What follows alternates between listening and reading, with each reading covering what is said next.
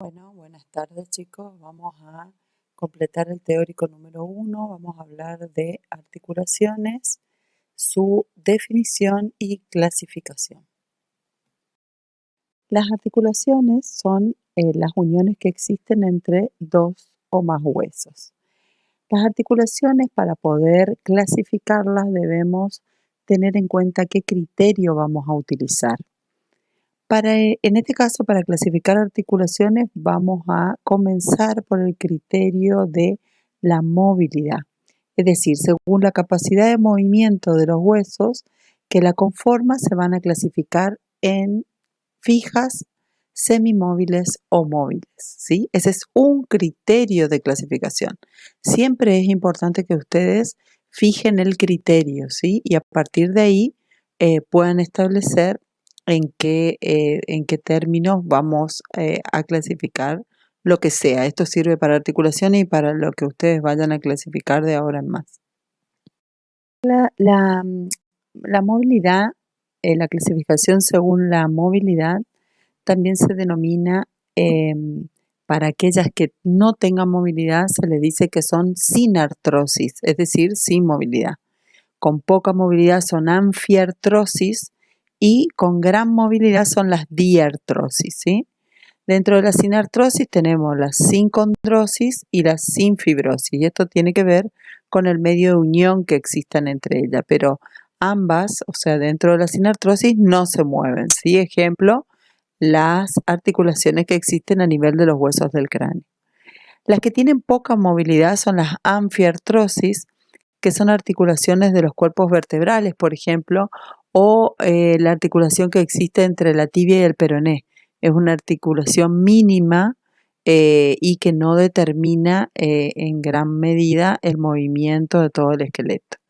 Y las que tienen la gran movilidad son las diartrosis, ¿sí? Esas son las netamente móviles.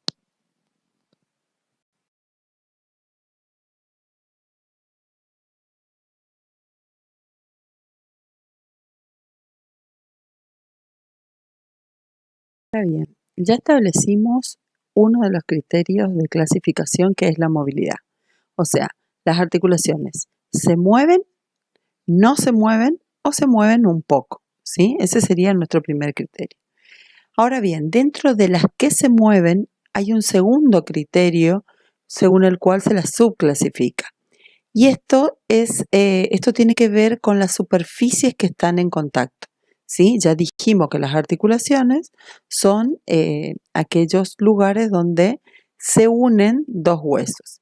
De acuerdo a las superficies que estén en contacto en esa unión, estas articulaciones móviles vuelven a clasificarse. Por eso es que ustedes acá van a tener una sucesión de imágenes donde la clasificación según las superficies en contacto de las diartrosis van a establecer una serie de nombres a los cuales ustedes van a responder con un ejemplo claro. Es decir, lo máximo que acá se le va a poder preguntar en el parcial, nuestro objetivo es que ustedes aprendan a clasificar. Básicamente ese es el objetivo de esta clase. Y lo máximo que se le podrá preguntar en cuanto a articulaciones de la parte macro es que den un ejemplo de una diartrosis, ¿sí? Por ejemplo, en este caso tenemos la enartrosis. Esta es la articulación más móvil de todas y es aquella donde las superficies que están en contacto son cóncavas, una cóncava y la otra convexa o esférica, ¿sí? Este es el caso de el fémur, ¿sí? Con el hueso de la cadera y también la articulación del hombro, ¿sí? Del húmero con la escápula de todo lo que es la cintura escapular. Ambas son articulaciones móviles y se dice que son diartrosis del género de las enartrosis. Esa es la forma correcta de clasificarla. En este caso, también seguimos dentro de las diartrosis, o sea, siempre estamos dentro de las articulaciones móviles. Y lo que tenemos acá son dos ejemplos. Por un lado, las trocleares. La palabra troclear significa polea, ¿sí? Todos saben lo que es una polea y si no conocen lo pueden googlear. Y esto hace a las veces, yo les dije en la primera clase que anatomía siempre se apropia de ejemplos de la vida real. Entonces, la unión que existe entre el húmero y el cúbito a nivel del codo, ¿sí? Es decir, entre un hueso del brazo y uno del antebrazo a nivel del codo, es una articulación móvil, es decir, es una diartrosis del género de las trocleares, ¿sí? Fíjense cómo el cúbito, ¿sí?, encaja perfectamente en la tróclea del húmero, ¿sí?, que es la porción más distal del húmero. Recuerden el término distal, a qué estamos haciendo referencia. Por otro lado, tenemos la diartrosis trocoide o en pivote, que también se da a la altura del pliegue del codo, y en este caso es la articulación que se presenta entre el radio y el cúbito. Ambos son huesos que se encuentran en el antebrazo. Se encuentran unidos por un ligamento anular, y trocoide es este tipo de articulación donde en realidad la cabeza del radio pivotea, ¿sí?, contra la parte superior del cúbito. Entonces, este tipo de unión se llama trocoide o en pivote. Repito, ambas son diartrosis.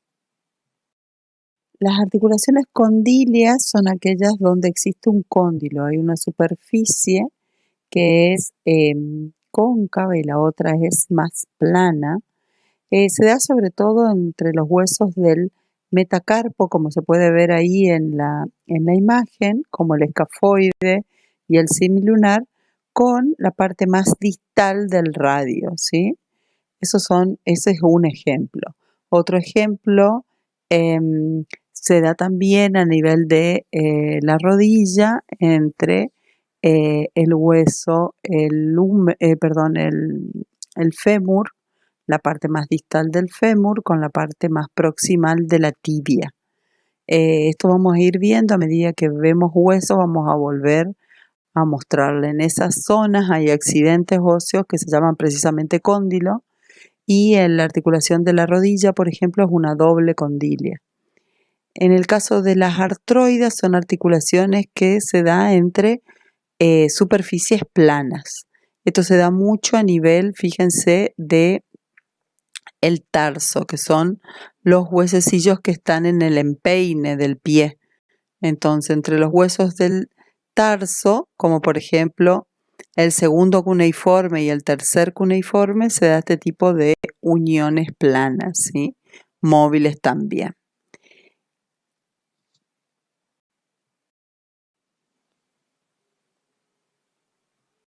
Por último, tenemos este ejemplo que es el doble encaje recíproco. Es una particularidad, digamos, dentro de las diartrosis, y se da particularmente, estos son los ejemplos, ¿sí? Son como una superficie de unión particular con cierta concavidad y convexidad también.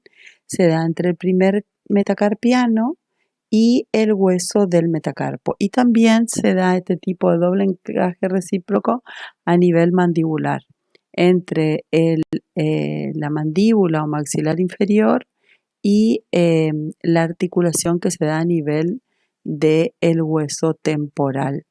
Esto lo vamos a ver cuando veamos los huesos del cráneo.